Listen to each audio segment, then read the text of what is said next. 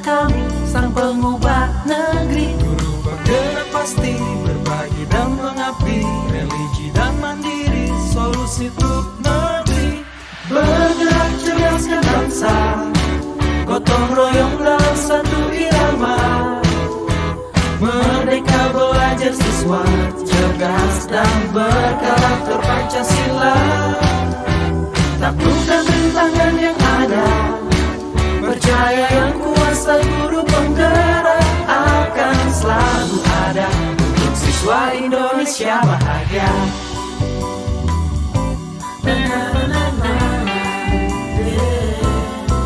Sehangat sang mentari, secerah sang pelangi, sambutlah kami sang pengubah negeri. Guru penggerak pasti, berbagi dan mengabdi, religi dan mandiri, solusi untuk negeri.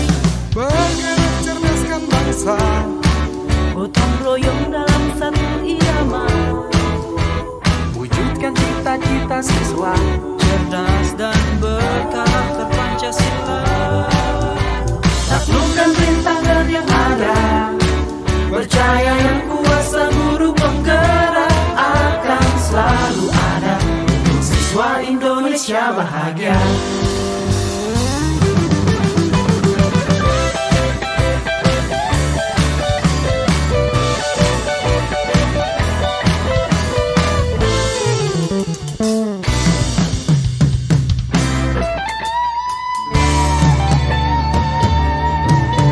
Tahu tidak kenapa Zahra ibu panggil ke sini? Tadi ibu lihat Zahra mengerjakan ulangan, tapi kenapa tidak membuat PR? Loh, kenapa bisa lupa? Saya kasihkan bermain game, Bu. Game tersebut baru saya download, Bu. Jadi saya lupa membuat PR. Pasti gamenya asik sekali ya. Ya, Bu, seru sekali. Bahkan saya berkali-kali menang, Bu. Nah, bermain game itu boleh. Ibu juga pernah main game di saat ada waktu luang. Tapi kita tidak boleh lupa waktu. Ya, Bu. Apakah yang Zahra lakukan tadi sudah sesuai dengan keyakinan kelas kita? Tidak, Bu. Saya tahu bahwa tidak membuat PR itu adalah perbuatan yang tidak sesuai dengan keyakinan kelas kita. Nah, sekarang apakah Zahra bersedia memperbaiki kesalahan tadi? Bersedia, Bu.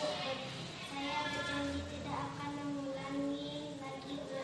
Nah, Zahra sudah berjanji untuk tidak mengulanginya lagi. Itu suatu perbuatan yang bagus. Namun Zahra harus lakukan dengan sungguh-sungguh ya. Nah, sekarang apa yang bisa Zahra lakukan untuk menebus kesalahan tadi? Bagaimana kalau saya membuat PR saya yang lupa tadi, Bu? Nah, kapan Zahra mau melakukannya? Nanti di rumah setelah jam pulang sekolah, Bu. Nah, Zahra kerjakan dengan sungguh-sungguh ya. Baik, Bu.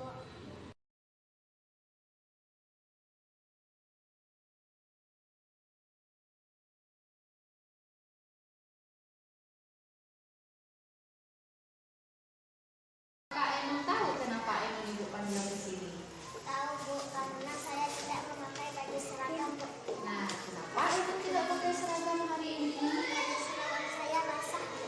Loh, kok bisa basah? Pulang sekolah kemarin kan nggak hujan. Hujannya kan sudah sore. Kemarin sore saya main hujan, Bu, bersama teman-teman. Saya lupa mengganti baju seragam dengan baju main, Bu. Nah, bermain teman-teman itu bagus. Ibu tahu itu kesukaan Ainun. Tapi memakai baju seragam di sekolah itu juga penting. Apakah Ainun tahu perbuatan Ainun tadi tidak sesuai dengan kesepakatan kelas kita? Nah, apakah Ainun bersedia memperbaiki permasalahan tadi? Bersedia, Bu. Saya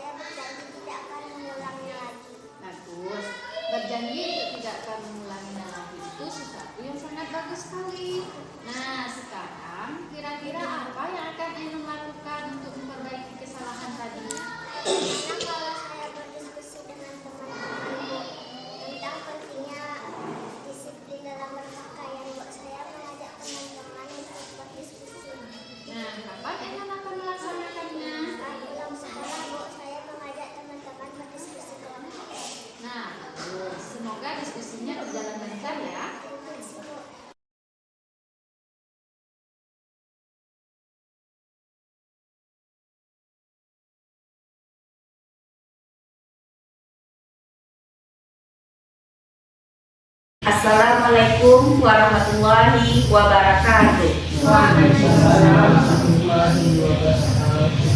Alhamdulillahilladzi hadana lihaza wa ma kunna linahtadiya laula an hadanallah. Asyhadu an la ilaha illallah wa asyhadu anna Muhammadan abduhu wa rasuluh. La nabiyya ba'da. Puji dan syukur marilah kita panjatkan atas kehadirat Allah Subhanahu wa taala yang mana beliau telah melimpahkan rahmat dan karunia-Nya kepada kita semua. Salawat beriringan salam, tak bosan-bosannya marilah kita hadiahkan buat pucuk junjungan alam, yakni Nabi besar Muhammad sallallahu alaihi wasallam. Yang mana beliau telah membawa umat manusia dari alam kebodohan ke alam yang terang menerang, yang dipenuhi dengan ilmu pengetahuan seperti adanya sekarang ini. Yang sama-sama kita hormati Ibu Kepala Sekolah SDN 01 Tangah, yang sama-sama kita hormati Ibu guru-guru hebat SDN 01 Tangah. Baiklah ibu-ibu, saya akan membacakan susunan acara kita pada siang hari ini. Yang pertama yaitu protokol yang sedang berlangsung. Yang kedua, pengucapan sepatah dua patah kata dari Ibu Kepala Sekolah. Kepada Ibu kita persilahkan.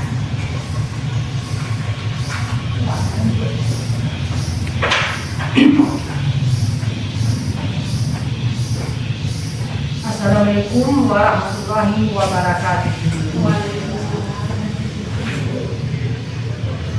Yang sama-sama kami hormati ibu-ibu, bapak dan ibu majelis guru SDN 01 Tangah. Segala kalimat puji dan syukur marilah sama-sama kita ucapkan kehadirat Allah Subhanahu wa taala, yang mana pada siang hari ini kita telah sama-sama diberikan kesehatan sehingga kita telah bisa berkumpul di ruangan pertemuan sekolah kita ini SDN 01 Tangah dalam rangka menerima penyampaian materi dari salah seorang guru penggerak kita di sekolah ini. Dan juga salawat beriring salam tidak lupa kita kirimkan kepada junjungan kita, yakni Nabi besar Muhammad SAW. Allahumma shalli ala Muhammad wa ala ali Muhammad. Bapak dan Ibu yang kami hormati, sekali lagi kita juga bersyukur bahwa pada program guru penggerak tahap 7 Kecamatan kita Kamamage telah diterima 4 guru kita di Kecamatan Kamamage sebagai guru penggerak di angkatan 7. Yang salah satunya adalah dari sekolah kita, yaitu Ibu Eka Fitra. Yang mana pada hari ini Ibu Eka akan menyampaikan materi tentang apa yang telah dipelajari dan apa yang telah diikuti di dalam pelatihan guru penggerak selama ini. Sesuai juga dengan kurikulum yang kita pakai pada tahun ini, yaitu kurikulum Merdeka, yang banyak perubahan daripada yang sebelumnya. Di dalam kurikulum Merdeka, kita melaksanakan pendidikan yang berpusat lebih banyak kepada mengembangkan potensi yang ada pada diri anak kita masing-masing. Sebenarnya Bapak dan Ibu, setiap perubahan kurikulum sejak dulu memang kita dituntut untuk mengembangkan potensi yang ada pada anak. Mungkin di dalam pelaksanaan, karena materi mungkin yang terlalu banyak, sehingga kita para guru-guru merasa ingin cepat menyampaikan semua materi kepada anak, sehingga kita juga yang lebih banyak menjelaskan daripada menggali potensi yang ada pada anak. Dan itu sekarang Bapak dan Ibu, sesuai dengan misi dari Ibu guru penggerak kita, yaitu terwujudnya pendidikan yang berpihak pada murid yang berdasarkan profil Pancasila. Kalau dilihat dari visi daripada Ibu guru penggerak kita, di dalam mewujudkan visi ini itu ada misinya, ada tujuannya. Yang tak lain tujuan daripada misi tersebut adalah merupakan harapan-harapan bagi kita di sekolah ini. Tentu, apa harapan kita? Yang pertama, harapan kita agar pembelajaran ini sesuai dengan tuntutan sesuai dengan yang diinginkan, sesuai dengan yang dicita-citakan oleh ibu guru penggerak kita. Yang pertama tentu kita para guru merubah mindset kita tentang pendidikan. Itu yang pertama. Kemudian yang kedua, harapan kita kepada ibu guru penggerak kita, yaitu kita di sekolah kita dengan bimbingan ibu guru penggerak yang ada di sekolah kita bersama-sama menciptakan pembelajaran yang menyenangkan, yang berpusat kepada anak dan juga bapak dan ibu. Yang terpenting sekali di dalam pembelajaran ini yang kita harapkan sesuai pula dengan apa mungkin yang telah diterima oleh guru penggerak kita. Hendaknya ibu guru penggerak yang ada di sekolah kita ini dapat membawa perubahan, menggerakkan kita rekan-rekan guru yang ada di sekolah kita ini supaya melaksanakan pendidikan sebagaimana mestinya. Dan juga bapak dan ibu semuanya, kita juga mengharapkan kita bersama-sama rekan-rekan guru yang ada di sekolah kita ini untuk menciptakan budaya positif di sekolah kita ini dengan bisa melaksanakan pembelajaran sesuai dengan kodrat anak masing-masing. Memang mungkin ini terasa agak berat juga bagi kita karena masing-masing anak itu mempunyai perbedaan. Itulah yang harus kita pahami bapak dan ibu. Dari itu mungkin di dalam pelaksanaan ini telah dipelajari, telah diterima dan telah dipahami oleh ibu guru penggerak kita ini. Dari itu pada hari ini mari kita sama-sama menerima, mendengarkan dan mendengarkan penjelasan-penjelasan tentang materi yang telah dipelajari dan diterima oleh ibu guru penggerak kita. Dan itu rasanya sebagai sepatah kata kami cukupkan demikian. Terlebih terkurang kami mohon maaf dan kami sudahi dengan Assalamualaikum warahmatullahi wabarakatuh. Waalaikumsalam warahmatullahi wabarakatuh.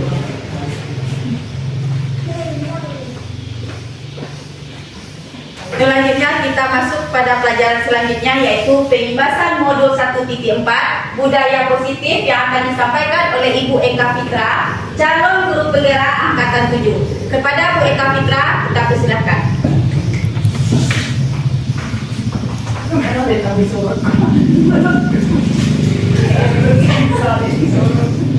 Assalamualaikum warahmatullahi wabarakatuh. Alhamdulillahirrabbilalamin. Puji dan syukur kita ucapkan kepada Allah Subhanahu wa Ta'ala karena pada hari ini kita telah diberi kesempatan dan kesehatan untuk bertemu pada ruangan ini untuk saling berbagi ilmu demi kemajuan pendidikan di sekolah kita. Salawat beriringan salam kita kirimkan kepada pucuk junjungan umat yakni Nabi besar Muhammad Sallallahu Alaihi Wasallam. Yang sama-sama kita hormati Ibu Kepala Sekolah, seterusnya Bapak dan Ibu Majelis Guru SDN 01 Tangah.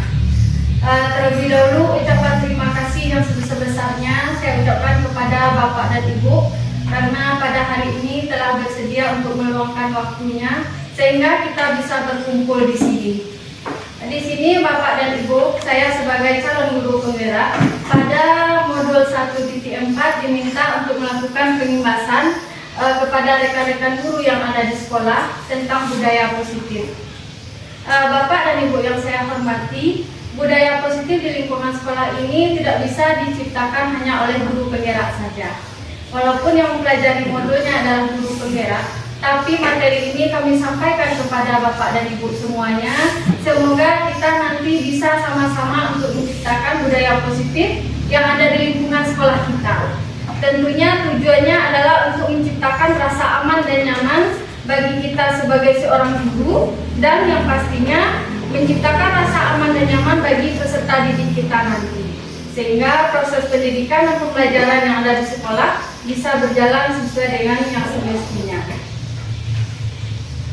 Bapak Ibu guru hebat semuanya, menurut Bapak Ki Haji Dewantara, tujuan pendidikan yaitu menuntut skala kodrat yang ada pada anak agar mereka dapat mencapai keselamatan dan kebahagiaan yang setinggi-tingginya, baik sebagai dia individu maupun sebagai anggota masyarakat.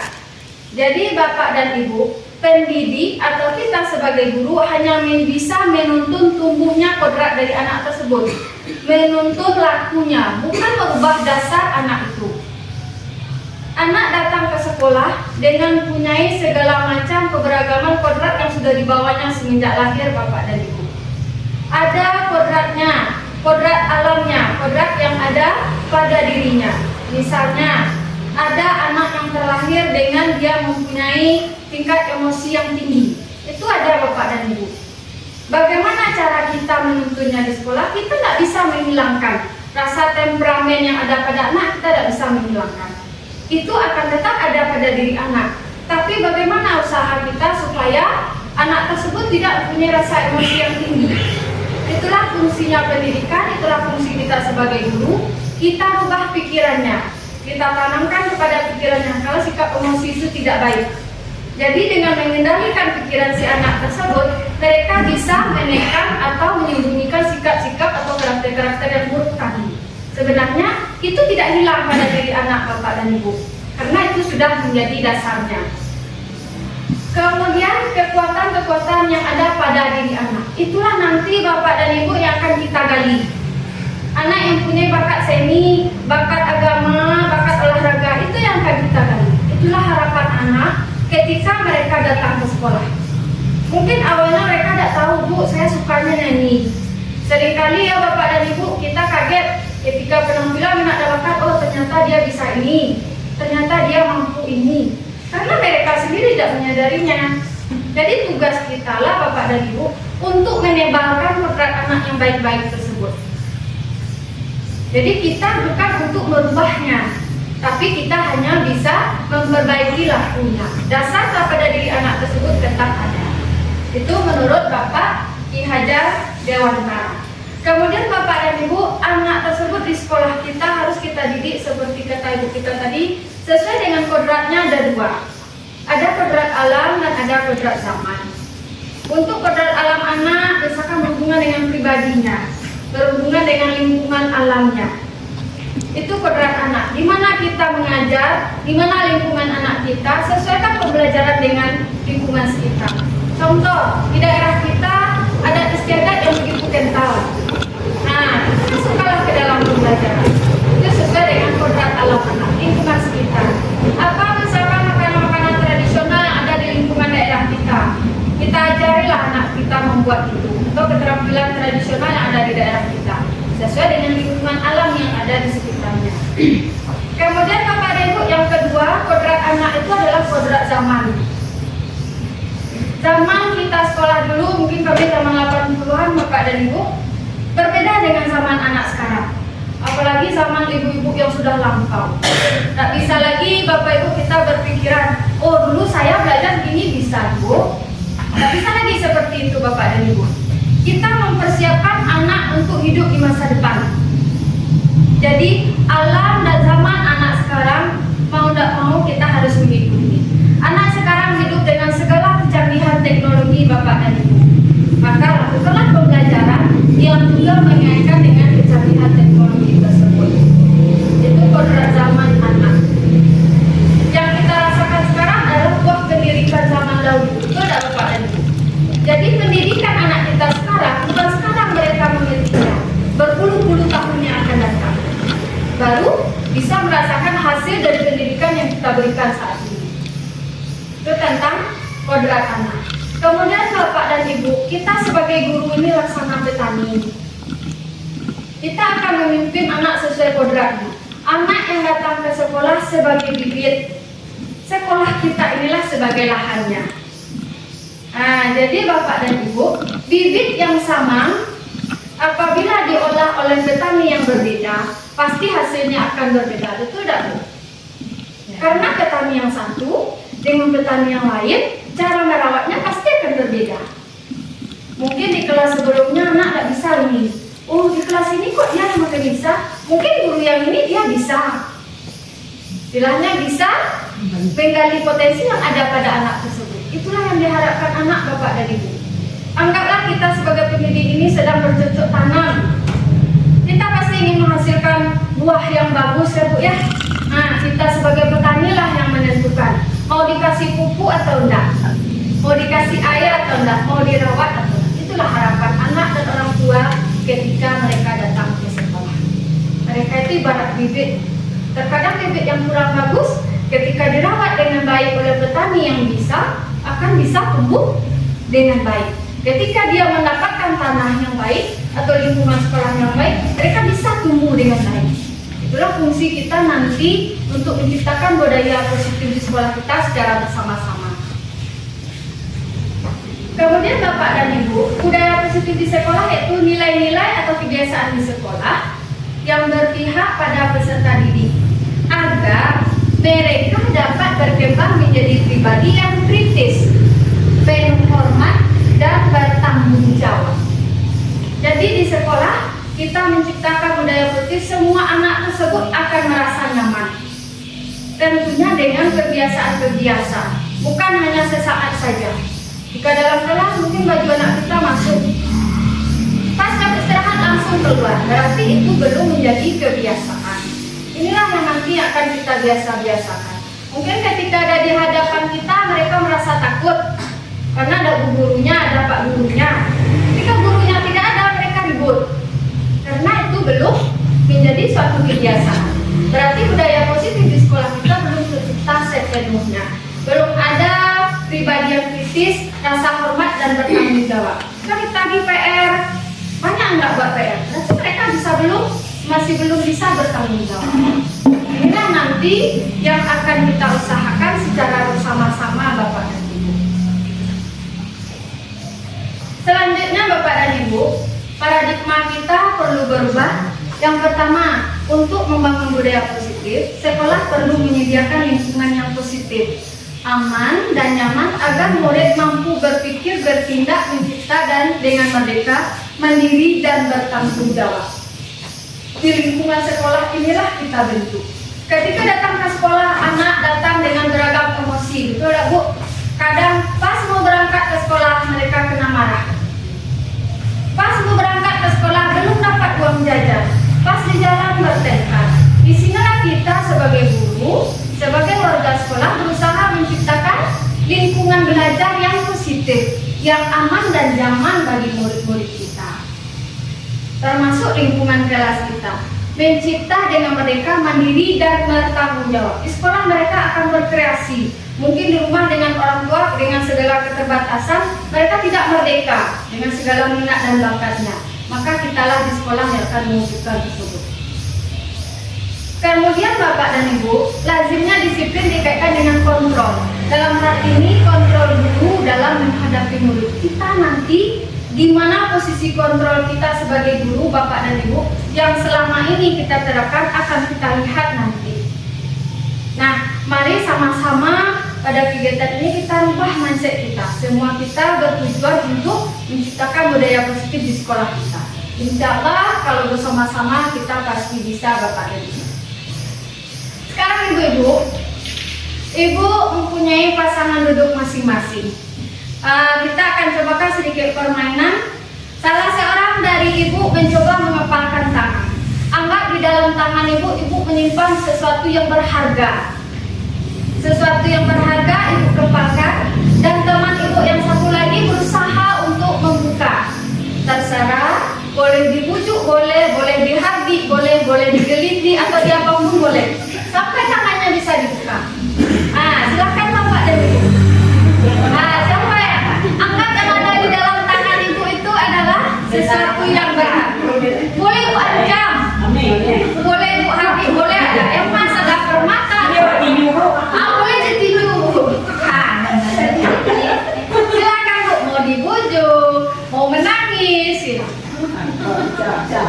Ada yang berhasil Bu? Ada yang berhasil Bu?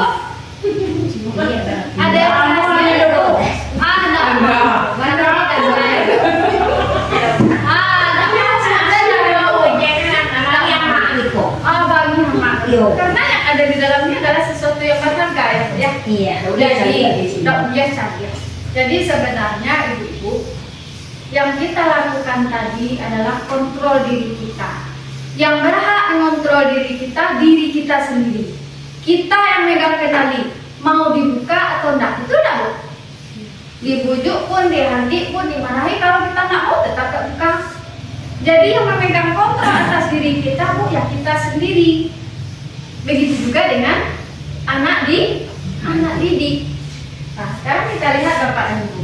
Kita sendiri yang memegang kontrol atas kepalan tangan kita. Apakah mau membuka atau menutup kepalan kita? Itu tergantung pada diri kita masing-masing. Tergantung dengan kebutuhan dasar kita saat itu.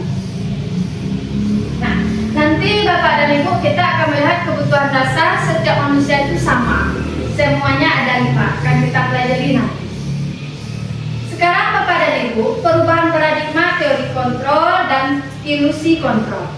Yang biasanya kita berpikiran ilusi guru mengontrol murid. Betul nggak Bapak dan Ibu? Murid ini sesuai kehendak kita. Kita mau begini, murid akan begini. Kita mau begitu, murid akan begitu.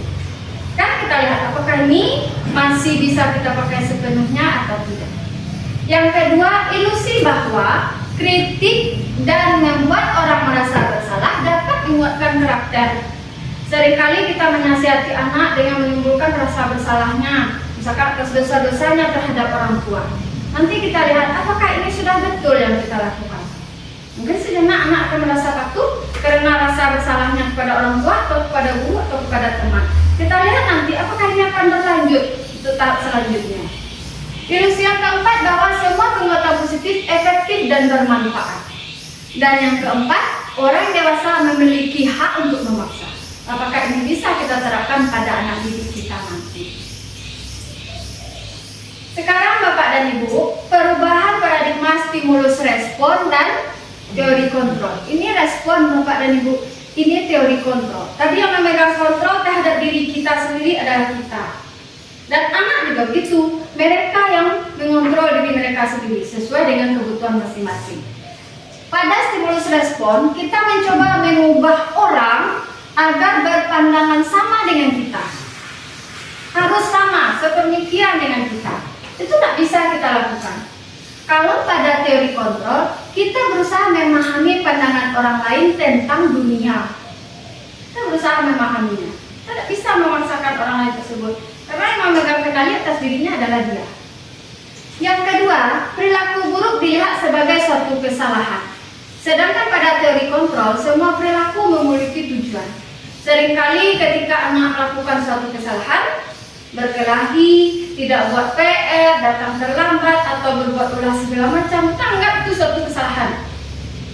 Bahkan seringkali kita berbuat tanpa melihat latar belakang mereka melakukan itu.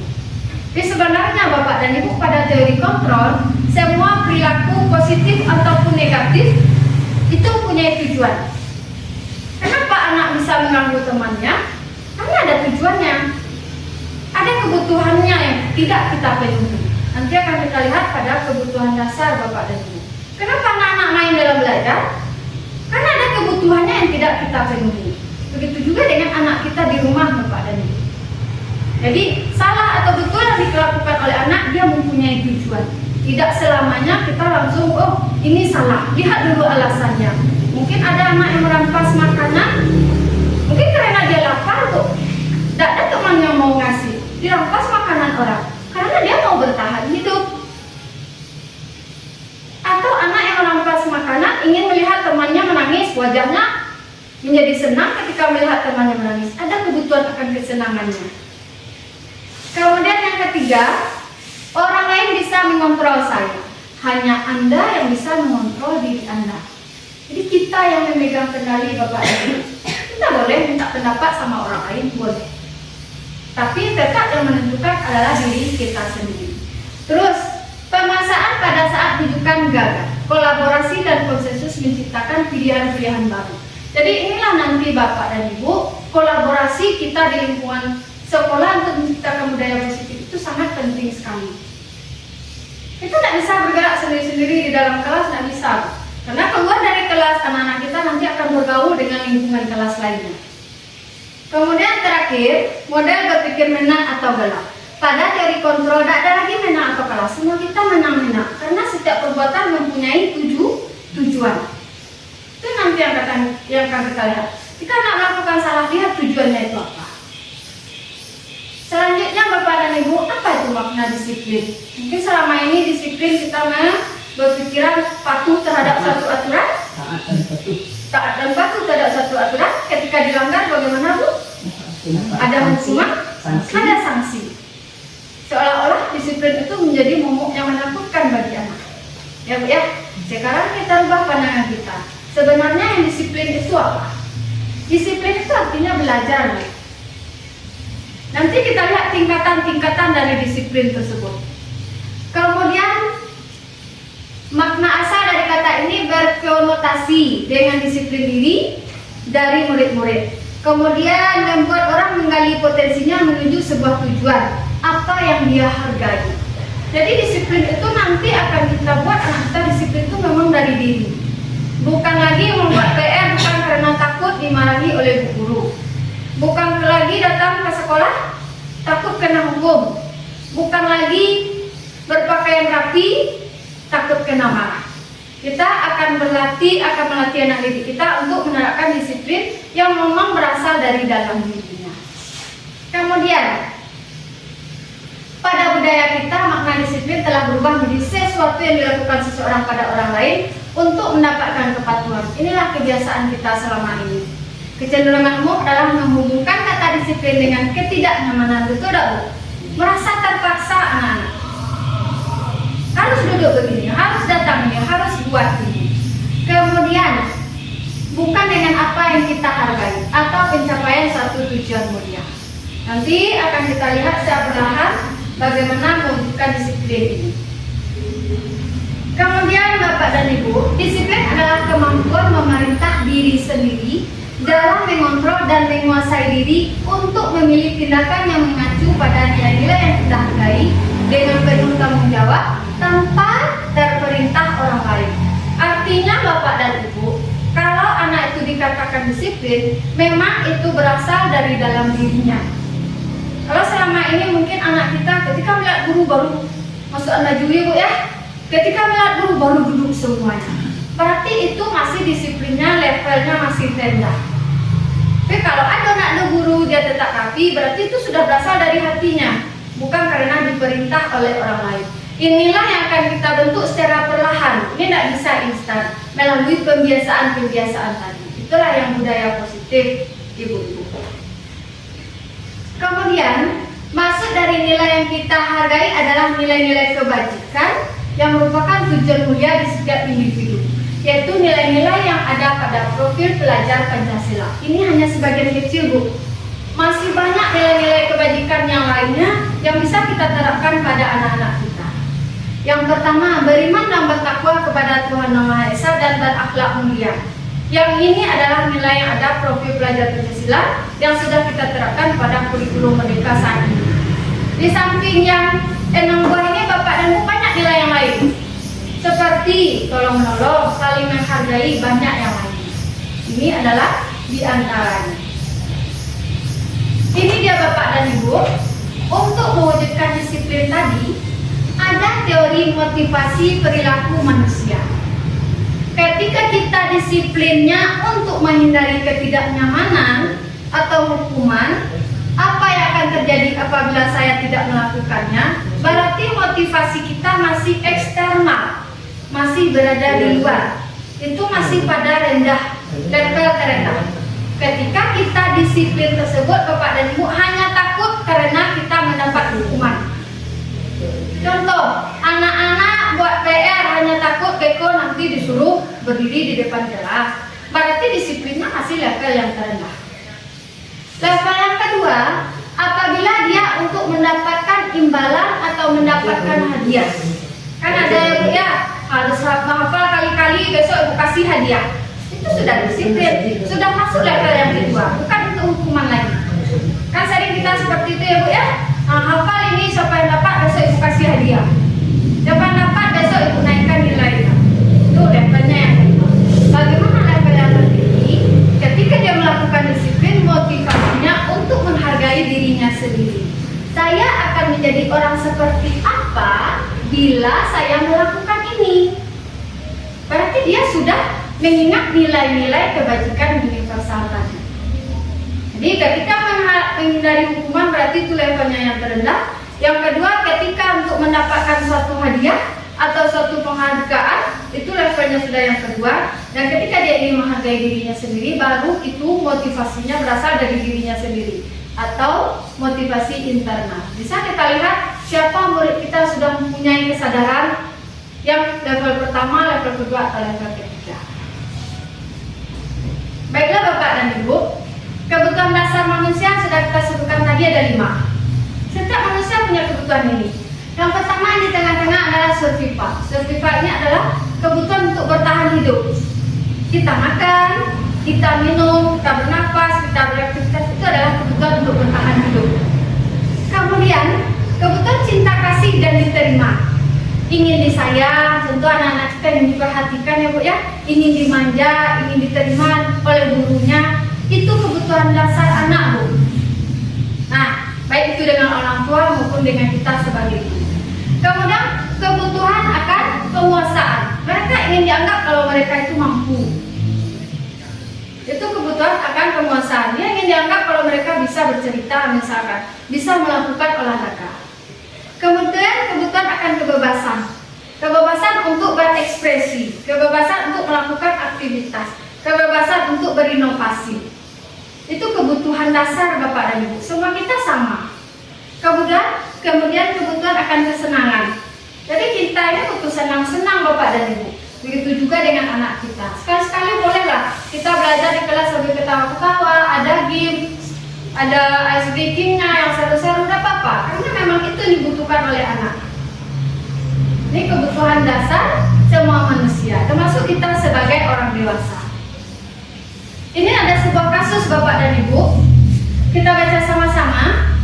Ibu Ani, guru kelas 5 di SD Pelita Hati, sedang bingung menghadapi ulah salah satu murid di kelasnya, yaitu Agus. Beberapa anak telah datang dan mengeluh. Agus seringkali meminta bekal makan siang mereka dengan paksa. Jika Anda menghadapi situasi seperti Bu Ani, apa yang akan Anda lakukan? Menurut Anda kira-kira apa alasan Agus melakukan tersebut? Sekarang Bapak dan Ibu kita cocokkan dengan 5 kebutuhan tadi. Ketika kita menanyai si Agus, kenapa dia merampas makanan temannya? Apabila jawaban Agus karena dia lapar dan orang tuanya tidak membawakan bekal, litak pada ibu, berarti dia ingin memenuhi kebutuhannya untuk bertahan hidup. Seperti yang tadi Bapak dan Ibu, perbuatan salah anak tersebut punya tujuan. Kita lihat apa alasannya melakukan tersebut. Kita pada Bu, berarti dia ingin bertahan hidup. Tidak sanggup lagi dia menahan lapar, makanya dirampas. Yang kedua, apabila jawaban Agus karena senang temannya jadi memperhatikan dia, ingin diperhatikan, berarti dia butuh cinta kasih sayang. Otomatis ketika dia merampas makanan temannya, dia jadi pusat perhatian. Dia rindu akan kasih sayang. Mungkin di sekolah dia tidak dapatkan itu, atau di rumah itu tidak dia dapatkan. Ketika si Agus tadi merasa hebat karena temannya jadi takut dan menuruti keinginannya, kebutuhannya adalah penguasaan. Dia pengen diakui kalau dia itu orang yang berani, kalau dia itu orang yang kuat, dia mampu merampas makanan temannya. Kemudian Bapak dan Ibu, apabila jawaban Agus karena merasa bosan dengan bekal yang dibawakan ibunya karena selalu sama, kebutuhan dasarnya adalah akan kebebasan, pengen yang lain. Sudah bosan dengan bekal itu aja setiap hari. Dan yang terakhir, apabila jawaban Agus karena iseng, untuk senang-senang saja, senang menceliak kawan menangis, dia jadi ketawa, berarti kebutuhannya adalah untuk kesenangan. Jadi Bapak dan Ibu, setiap kesalahan yang dilakukan oleh anak, kita lihat dulu alasannya itu apa. Kita tak bisa langsung menghukumnya, langsung menjat anak yang menjadi anak yang jahat, anak yang nakal, kita tidak bisa seperti itu. Karena apapun yang dilakukan anak kita, dia untuk memenuhi 5 kebutuhan dasarnya. Begitu juga dengan kita orang dewasa. Kemudian Bapak dan Ibu, ini penting sekali. Kita sebagai seorang guru, kita akan lihat posisi kita selama ini di mana. Posisi kontrol kita selama ini di mana terhadap anak didik kita. Posisi kontrol itu ada 5 Bapak dan Ibu. Yang posisi kontrol yang paling dasar adalah penghukum. Posisi kontrol yang paling bawah. Kemudian posisi kontrol yang kedua adalah pembuat rasa bersalah. Yang ketiga posisi kontrol kita teman. Kita seperti berteman dengan murid kita. Dan yang keempat sebagai pemantau. Yang kelima adalah sebagai manajer. Yang 2 ini Bapak dan Ibu, ini akibatnya sangat fatal untuk anak kita. Sebaiknya yang kita terapkan adalah 2 di bawah. Ini juga boleh, tapi harus hati-hati. Kita lihat satu persatu. Identitas gagal adalah pada posisi penghukum dan posisi pembuat rasa bersalah. Ketika anak kita bersalah, kita kasih dia hukuman. Hukuman dengan konsekuensi beda ya Bapak dan Ibu. Kalau hukuman, contoh, tidak buat PR, lari keliling 5 lapangan. Nah, keliling 5 kali itu hukuman namanya. Tapi kalau konsekuensi, seandainya dia tidak buat PR, buat di jam istirahat, itu hukumannya masih sepadan, bukan hukuman namanya. Itu namanya adalah konsekuensi. Kalau hukuman sesuatu yang tidak wajar bagi anak didik kita. Tidak buat PR, misalkan bersihkan seluruh WC yang bersifat berlebih-lebihan, itu namanya hukuman. Atau umat ketiang bendera selama 2 jam karena tidak buat PR, itu contoh ya, itu namanya hukuman. Tapi kalau sepadan dengan kesalahannya, terlambat di jam olahraga, lari 1 keliling lapangan, itu konsekuensi namanya. Karena jam olahraga memang butuh lari keliling lapangan.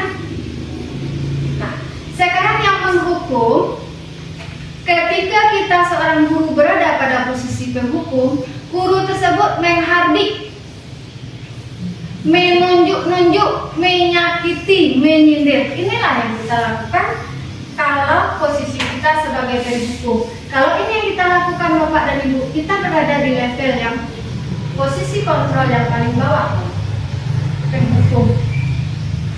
Naik 1 tingkat, pembuat rasa bersalah. Berceramah mengatakan, seharusnya kamu begini, ibu kecewa begini. Seringkali di dalam kelas kita mengatakan, apa kamu tidak kasihan orang tua kamu berjemur di luar, di sawah, gini begini, kamu main-main di sini. Berasa bersalah nggak dia, Bu? Merasa bersalah karena sudah mengecewakan orang tuanya.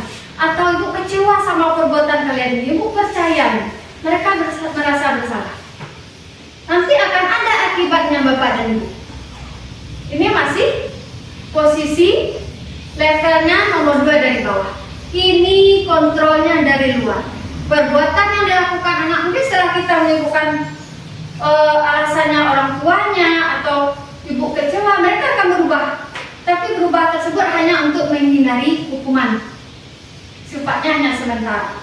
Kemudian lanjut mengharapkan imbalan atau tergantung kepada orang lain. Membuat alasan-alasan untuk muridnya sebagai teman. Tolonglah ibu nak. Nah, itu kita anggap sebagai teman. Ini ada kata-katanya. Ayolah lakukan dengan ibu. Masa kamu tidak mau? Itu posisi kita sebagai teman dengan murid kita. Kalau kita sebagai pemantau, menghitung dan menghukum. Kamu berbuat salah, di sekolah kita ada aturan. Nah, kira-kira apa yang kamu lakukan dan apa konsekuensinya? Itu posisi kita sebagai pemantau. Waduh, dengan aturan Bapak dan Ibu. Tapi kalau kita sebagai manajer mengajukan pertanyaan-pertanyaan, ini akan kita lihat nanti Ibu-Ibu pada segitiga restitusi. Ajukan pertanyaan. Ketika anak kita berbuat masalah, kalau posisi kita sebagai manajer Bapak dan Ibu, kita tanyakan dulu ke anak apa kesalahannya. Biarkan dulu anak membela dirinya. Ya Bu, saya begini-begini, ya tentulah saya mendengarkan mereka. Perlahan-lahan nanti baru kita arahkan mereka kepada nilai-nilai yang sudah mereka lamar. Kemudian guru berkata pada menghukum, kalau kamu tidak melakukannya, awas ya, rasakan. Masuk mendekat Bu ya. Nah, ini sebagai posisi penghukum. Kalau untuk membuat rasa bersalah, kamu seharusnya, kamu sudah tahu, ibu lelah sekali mengatakannya, ibu stres. Kata-kata kita membuat mereka rasa bersalah. Alah latih ibu indah juga yang perhatian ibu membuat rasa bersalah. Kemudian sebagai teman, ayolah lakukan demi ibu. Maka seperti kita berteman bapak dan ibu. Kemudian masa kamu tidak mau? Ingat tidak ibu pernah bantu? Itu kata-kata yang kita keluarkan. Kemudian pemantau kita mengadu anak tersebut dengan aturan-aturan yang ada di sekolah kita. Kalau kita punya aturan ini, kamu melanggar ini, kira-kira apa konsekuensinya?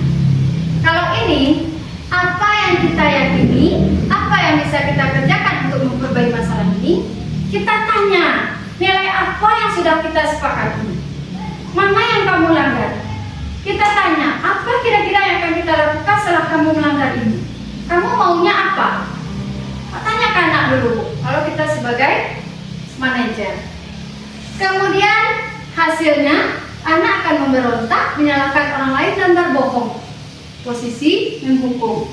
Kalau untuk membuat rasa bersalah, menyembunyikan, menyangkal dan berbohong. Ini untuk identitas gagal, Pak dan Ibu. Apabila selama ini kita sudah salah melakukan ini, berarti kita sudah membentuk identitas gagal pada anak didik kita. Dan yakin saya sendiri pun pernah melakukan ini. Mungkin sharing sebelum mendapatkan materi ini. Kemudian pada teman dia akan ketergantungan. Kalau pada pemantau menyesuaikan diri bila diawasi, karena kita adanya dengan aturan. Kemudian ini bisa menguatkan pribadi. Mereka tahu salahnya apa, mereka tahu konsekuensinya apa. Kemudian kaitan dengan dunia berkualitas, murid meletakkan guru di luar dunia berkualitas. Karena ada rasa dongkol, ada rasa marah dari anak tersebut kepada kita. Ada anak tersebut yang membangkang, yang benci kepada gurunya. Kemudian murid meletakkan guru di dalam dunia berkualitas. Ini sudah mulai, tapi masih pada identitas gagal. Murid meletakkan guru sebagai orang yang sangat penting di dunia berkualitas. Makanya mereka menjadi ketergantungan. Pada posisi manajer, murid meletakkan guru, peraturan dan menghukum di dunia berkualitas, karena mereka dikaitkan dengan peraturan-peraturan yang sudah kita buat. Dan yang terbaik adalah murid meletakkan dirinya sebagai individu yang positif dalam dunia berkualitas. Tujuan pendidikan Bapak dan Ibu membentuk anak didik kita menjadi pribadi yang bisa berdiri di atas diri mereka sendiri. Tidak bergantung lagi kepada dirinya, kepada gurunya, tidak bergantung kepada orang tuanya. Maka inilah yang diharapkan oleh Bapak Ki Hajar Dewantara kita. Kemudian murid berkata ketika guru menghukum, biarkan saja, nanti juga marah-marah lagi. Nah, dengarkan aja, nanti dia juga marah lagi, nanti reda sendiri. Kemudian pada pembuat rasa bersalah, mereka merasa bersalah, mereka minta maaf. Kemudian saya sebagai teman, saya pikir Bapak dan Ibu teman saya, ternyata begitu. Ada rasa kecewa dan ada rasa ketergantungan dengan guru. Kemudian berapa banyak bintang yang saya harus peroleh, karena ini masih diharapkan hadiah dan imbalan. Kemudian bagaimana cara saya bisa memperbaiki keadaan anak? Berpikir kalau kita sebagai manajer, posisi kita sebagai guru, anak sudah berpikir cara menghadapi masalah apa yang harus dia lakukan. Kemudian dampak pada murid, ketika kita menghukum, dia pasti akan mengulangi kesalahan lagi. Efek jerahnya hanya sementara itu. Ketika kita buat dia rasa bersalah, dia akan merasa orang yang rendah diri. Sebagai teman lemah, tidak mandiri dan tergantung kepada gurunya. Dan sebagai pemantau, menitik beratkan pada sanksi dan hadiah. Dia mengharapkan imbalan, dia mengharapkan hadiah. Dan sebagai manajer, mengevaluasi diri, bagaimana cara memperbaiki diri. Ini yang kita harapkan karena nanti anak kita akan hidup di dunia yang lebih luas Bapak. Maka secara perlahan Bapak dan Ibu, mari kita berangsur-angsur merubah posisi kontrol kita. Mungkin sekarang kita banyak di posisi 1 dan 2 ya Bu ya. Secara perlahan kita angsur ke posisi 3, ke posisi 4 dan ke posisi 5. Nah, kita lihat Bapak dan Ibu, saya kecewa sekali dengan kamu. Nah, ini posisinya pembuat rasa bersalah. Kita pernah mengatakan ini kepada anak atau kepada anak kandung kita. Kemudian kamu tidak pernah benar melakukannya. Ini kita berada pada posisi penghukum. Ayolah, lakukan demi ibu, lakukan demi bapak. Kita sebagai teman, kita ajak anak tersebut untuk mengajak teman-teman kita, bapak dan ibu. Apakah kamu mau mendapatkan stiker bintang? Dia mengharapkan imbalan, berarti posisinya pada pemantau. Kemudian, bagaimana kamu bisa menyelesaikan masalah ini? Baru kita pada posisi manajer. Hanya pendapat anak dulu, bapak dan ibu. Bukan kita yang putuskan. Kamu harus begini. Kesalahan kamu ini, kamu harus begini. Kita tanya dulu, bagaimana kamu bisa menyelesaikan masalah ini? Kemudian kamu selalu yang paling terakhir. Kamu lagi, kamu lagi, kamu lagi. Itu berarti kita pada posisi penghukum. Ini ada contoh videonya, Ibu.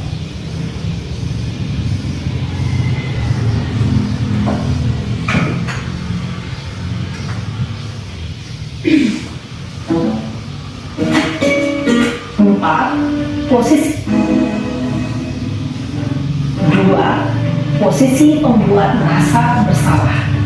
3. Posisi teman. 4. Posisi pemantau atau monitor. Dan 5. Posisi manajer. Untuk lebih memahami kelima posisi tersebut, mari kita saksikan kasus Naren yang terlambat hadir 20 menit di sekolah dan melihat bagaimana kelima posisi kontrol dalam menghadapi masalah tersebut. Dengan kasus yang sama, Ibu.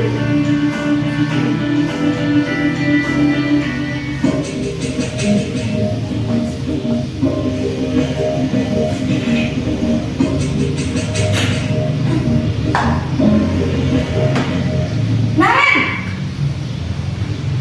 Sini kamu! Selamat pagi, Bu. Selalu terlambat. Kamu deh, pasti terlambat. Maaf, Bu. Saya Apa? Apa coba? Alasan kamu apa lagi? Kapan sih kamu tidak terlambat? Malas sekali ya kamu jadi anak. saya Dasar pemalas. Gak kapok-kapok sih kamu. Sudah berapa kali terlambat? Sana, kamu keliling lapangan basket 2 kali. kenapa saya harus keliling lapangan basket, Bu? Kenapa? Kamu melawan ibu. Berani-beraninya jawab. Sudah terlambat, masih berani jawab pula. Sekarang, keliling lapangan basket 5 kali sekalian. Biar kapok. Cepat. Pergi sana ke lapangan basket. Posisi penghukum biasanya berbicara dengan nada tinggi, menghardik, menunjuk-nunjuk, menyakiti, dan menyindir. Hukuman bisa berupa fisik maupun psikis. Ibu dan bapak guru hebat. Dampak yang terjadi pada murid ketika guru berada pada posisi penghukum adalah murid cenderung akan memberontak, bahkan menyimpan dendam.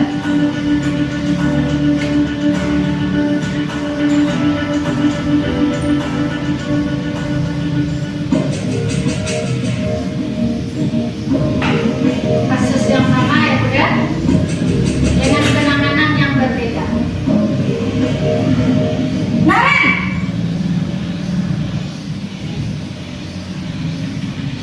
Selamat pagi, Bu. Naren. Kamu kenapa terlambat lagi, nak? Ya Tuhan, Naren. Kamu senang ya bikin ibu susah ya? Kalau kamu terlambat lagi, nanti ibu yang ditegur bapak kepala sekolah, nak. Disangka ibu tidak bisa membina kamu. Duh, gimana ini? Maaf, Bu. Duh, Gusti Naren. Kamu suka ya kalau ibu ditegur bapak kepala sekolah? Terus, sekarang ibu harus tulis apa ini di buku absen? Ini kamu sudah sering terlambat loh. Ibu harus apa coba? Maaf, Bu. Maaf sekali. Ya sudah, lain kali jangan bikin ibu susah lagi ya, nak ya. Ibu tidak akan kuat lagi kalau kamu begini terus. Bisa jantungan kalau ibu ditegur bapak kepala sekolah. Sana cepat ke kelas. Maaf ya, Bu. Maaf sekali.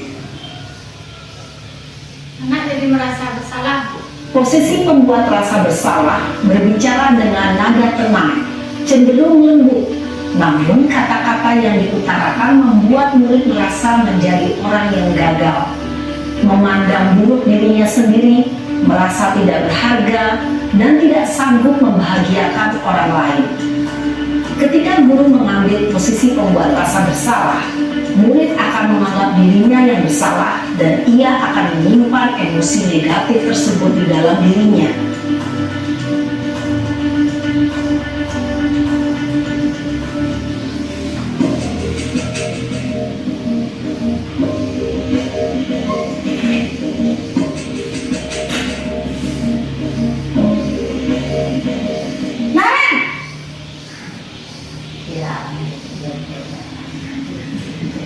Selamat pagi, Bu. Wah, sudah jam berapa ini, Nak? Terlambat lagi ya, sayang. Iya, Bu. Habis ibu saya lupa bangunkan saya, Bu. Kamu malah menyalahkan ibu kamu. Kamu bukannya anak yang larinya paling kencang. Kok terlambat sih? Iya, Bu. Saya memang terlambat bangun tadi. Jadi, biarpun saya lari kencang, tetap gak kekejar, Bu. Ya sudah sana, nanti lain kali larinya lebih kencang lagi ya, biar gak terlambat lagi. Bikin senang ibu, demi ibu, bisa kan? Bisa lah, Bu. Ya sudah sana masuk kelas, ibu beresin urusan absen kamu. Kamu ini ada-ada saja. Dalam posisi teman, guru berbicara dengan nada suara ramah, akrab, cenderung bersenda gurau untuk menjaga suasana tetap santai. Murid akan merasa senang, aman, dan akrab dengan guru. Identitas yang tercipta adalah identitas sukses atau berhasil. Namun, perlu diingat, karena ini masih dorongan eksternal, maka ada faktor ketergantungan dari murid kepada orang tertentu. Di sini guru absennya, sehingga di lain waktu murid bisa berperilaku baik, namun hanya kepada orang-orang tertentu saja.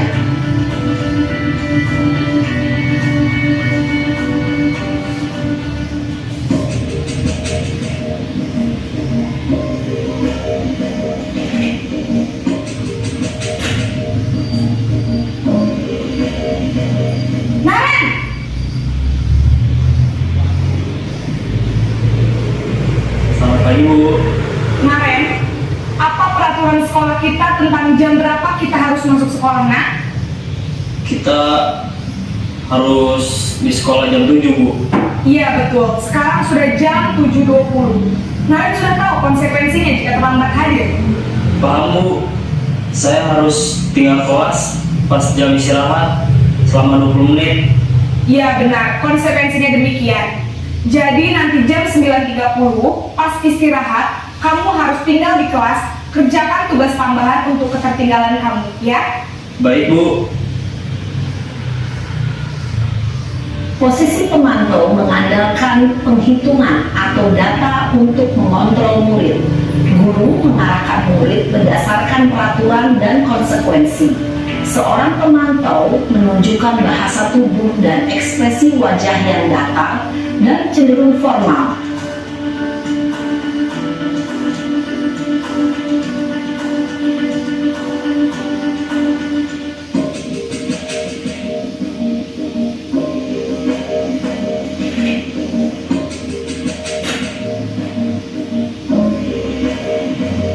Naren!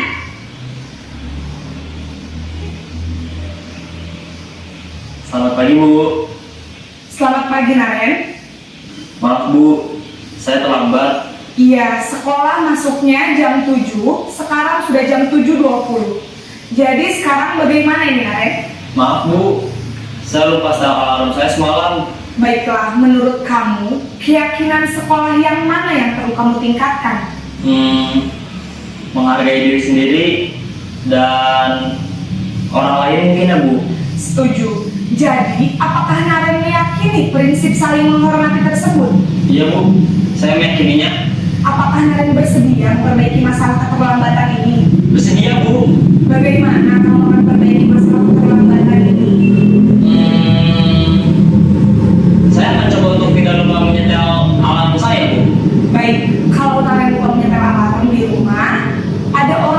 kira-kira bisa bantu mengingatkan tidak? Ada Bu, kakak saya, Kak Emma. Ada lagi selain Kak Emma?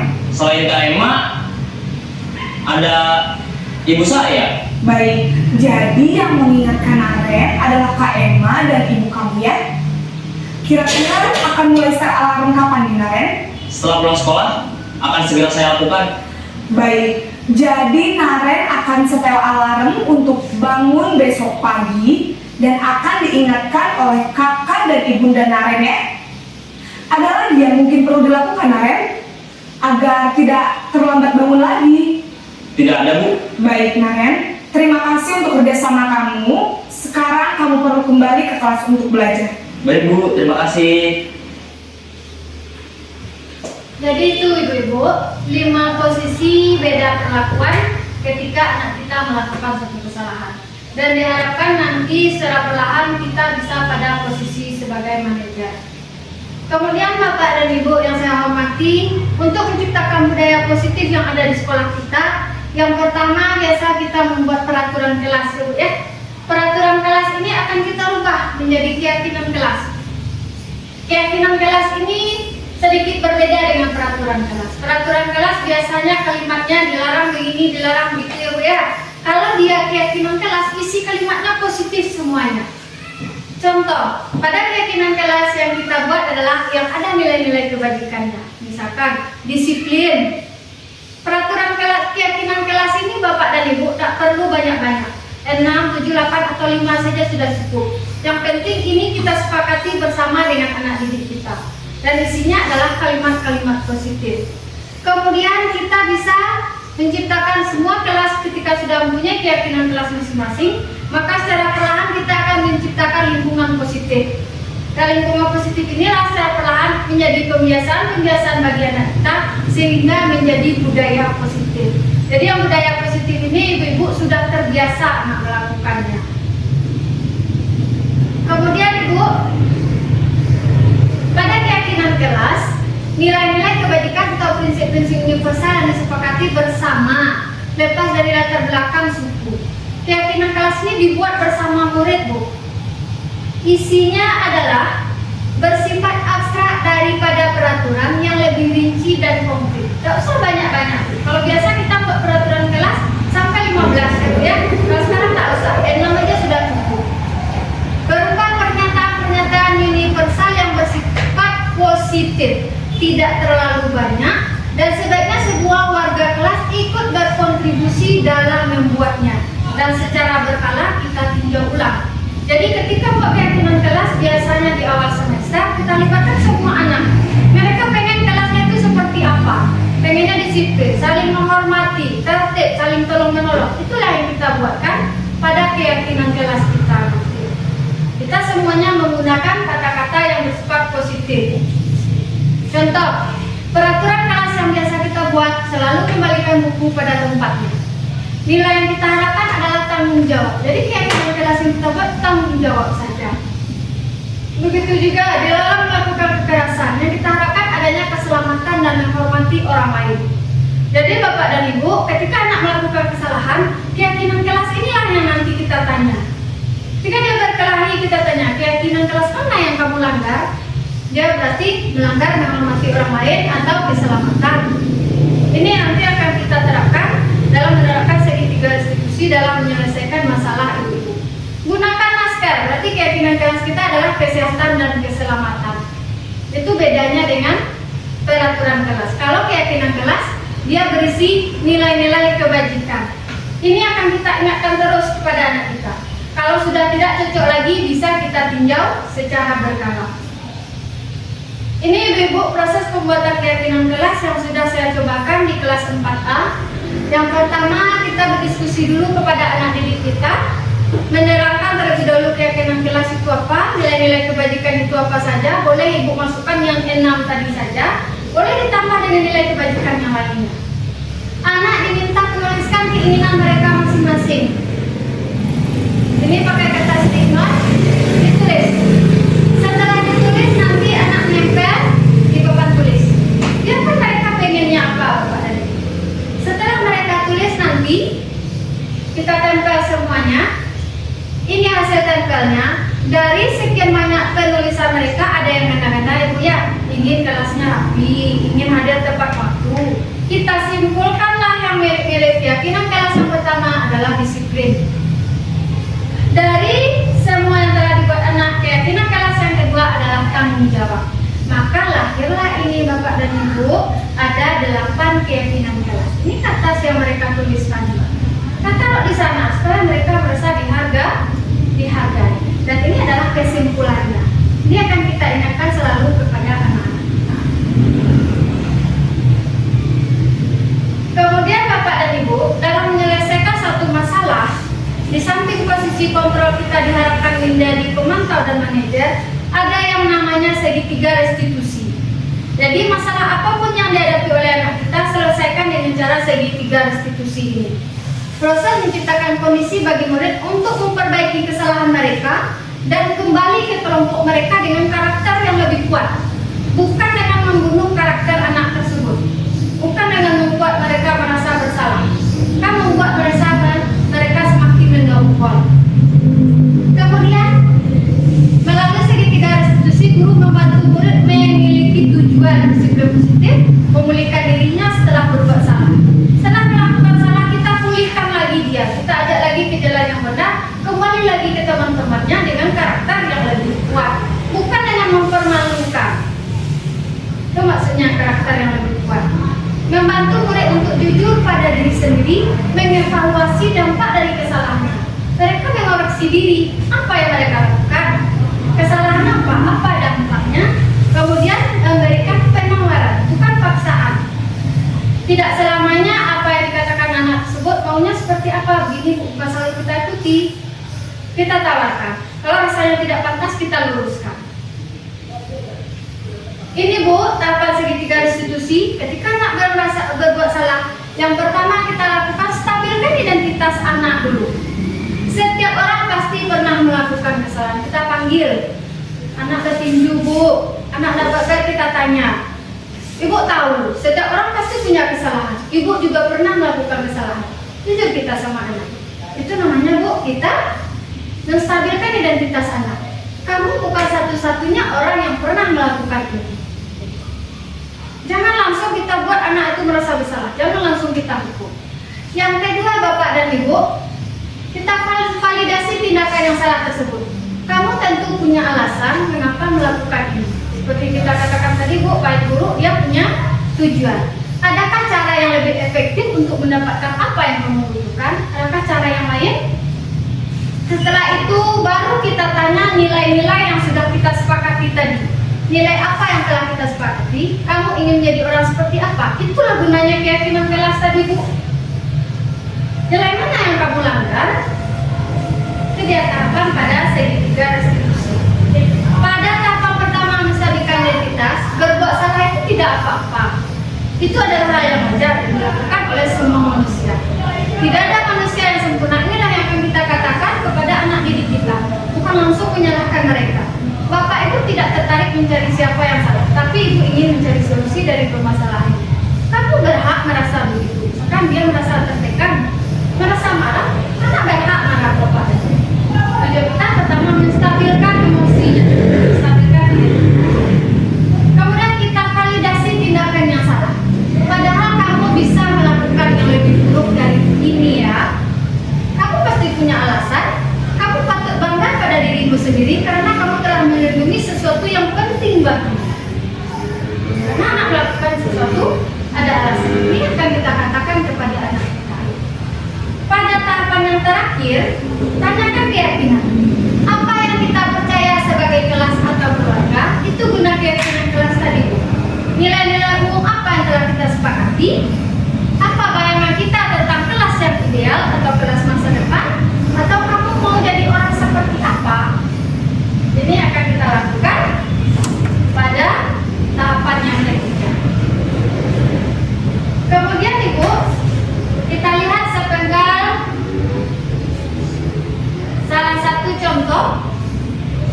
Tiga langkah yang Ini ada seorang anak yang melakukan kesalahan. Mari sama-sama kita beranjak untuk menerapkan segitiga restitusi sini? Sudah lama nggak ketemu Sarah. Kenapa hari ini ada di sini? Kesel Pak, kesel banget. Masa aku dikatain di bawah fitnah Pak? Ya aku marah Pak. Aku udah dikatain Eka di depan kelas. Kesel banget. Oh begitu. Ya pasti kamu marah dan kesal. Ini dia Bapak menstabilkan juga identitas, Bu. akan marah apabila ada yang menuduh Bapak seperti itu. Kemudian pada saat itu kamu melakukan apa? Ya saya langsung ngatain Eka lah Pak. Kesel banget. Saya dikatain dia di depan kelas.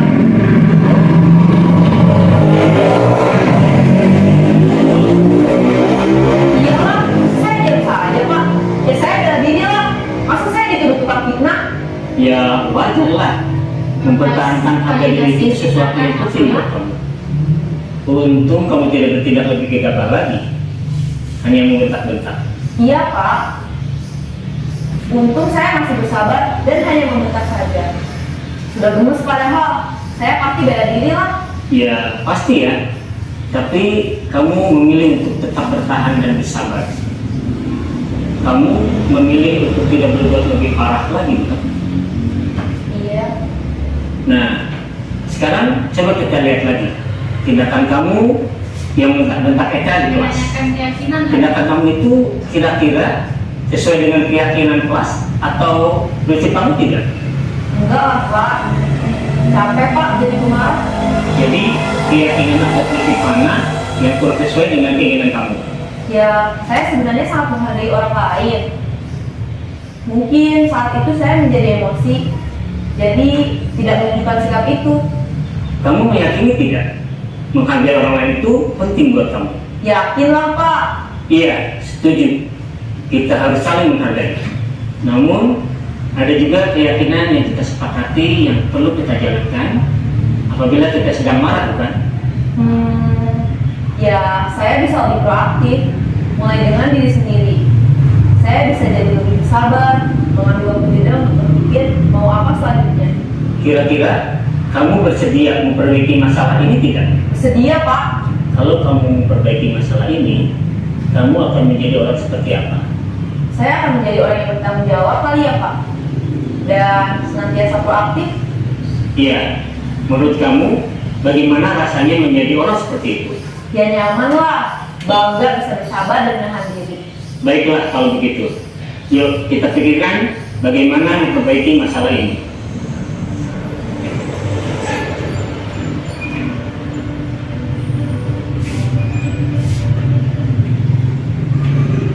Kira-kira seperti itu Ibu. Tentu untuk usia SD kita sesuaikan dengan kemampuan anak untuk menganalisa suatu masalah. Seperti yang kami dapat waktu kegiatan di grup penggerak, untuk segitiga restitusi ini ibu-ibu bisa diterapkan mulai dari TK, SD, SMP sampai SMA. Kemudian jenjangnya kita sesuaikan, kasusnya, analisanya kita sesuaikan dengan jenjang yang kita mampu. Kemudian ini salah satu praktek segitiga restitusi yang sudah saya terapkan di kelas kepada 2 orang anak ketika tidak berpakaian seragam dan ketika tidak membuat PR. Baiklah ibu-ibu guru hebat semuanya, mungkin hanya itu pemaparan materi tentang budaya positif. Semoga apa yang kita cita-citakan bisa kita wujudkan bersama. Sebelum kegiatan kita tutup, mungkin ada dari ibu-ibu yang ingin bertanya tentang materi yang sudah disampaikan tadi. Kami persilakan.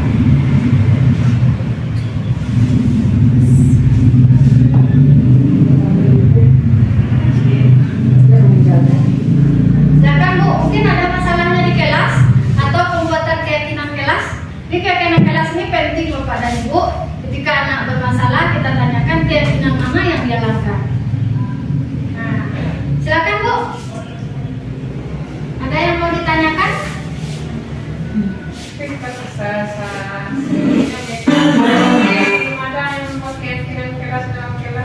Nah, belum ada keyakinan kelas. Tidak apa-apa Bu. Kita mulai aja besok. Mungkin Ibu mengajar kelas 1, kita sesuaikan dengan kondisi anak. Kita tanya mereka itu maunya kelasnya seperti apa. Mungkin mereka belum paham nilai-nilai itu apa, disiplin itu apa. Tanya aja, mereka maunya kelas ini bersih Bu. Berarti mereka harus tanggung jawab melaksanakan piket. Atau inginnya aman Bu, inginnya belajarnya senang-senang. Kita yang cari nilai kebajikan. Kita sesuaikan dengan tingkatan kelas kita masing-masing. Begitu aja kita buat keyakinan kelas. Kemudian kita tempel di depan atau kita yang tulis sendiri boleh. Nanti secara berkala akan kita evaluasi sesuai dengan rasanya keyakinan kelas yang disiplinnya nak semuanya sudah disiplin. Kita ganti dengan yang lain boleh. Nah, kira-kira begitu Ibu Sila. Ini belum terlambat Bu. Nah, tidak ada kata terlambat. Tidak ada kata terlambat. Sampai pertanyaan. Ini salah satu. Beginilah kira-kira. Ini di setting ya Bu ya, bukan aslinya ini karena waktu itu kita sedang proses pengisian rapor. Iya anak. Cuman pelanggaran yang dilakukannya itu memang ada, tapi tidak hari ini. Nah, teman-teman itu bagus, itu tahu, itu kesukaan. Ini memakai baju seragam. Apakah yang tahu perbuatan ini tidak sesuai? Nah, apakah itu bersedia dari permasalahan ini?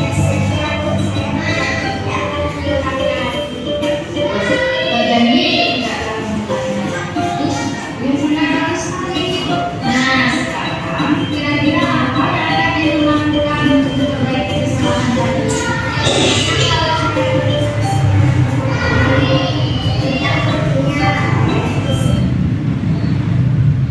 Kira-kira seperti itu Bu. Kita panggil anak yang bermasalah, kita terapkan keyakinan kelas. Kita terapkan segitiga restitusi. Mungkin ada Ibu yang lain mau bertanya?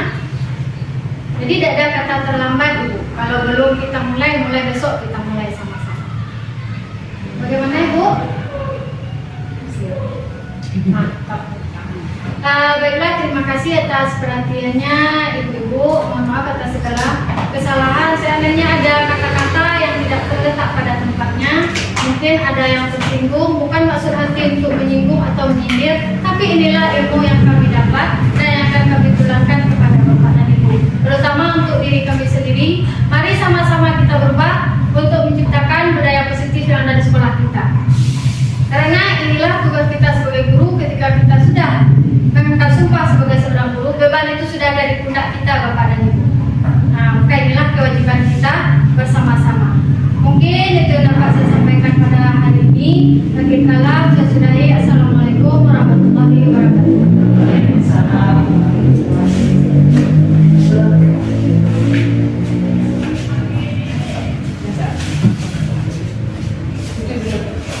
Terima kasih kita ucapkan kepada Ibu Eka Fitra tadi. Akhiri acara kita ini dengan membacakan hamdalah.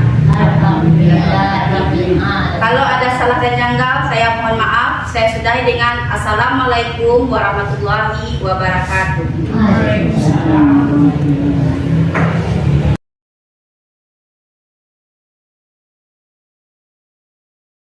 Wah, senang sekali lah belajar sama Bu Eka. Waktu aku memakai baju bebas, dia tidak memarahi, tapi dia menasihati.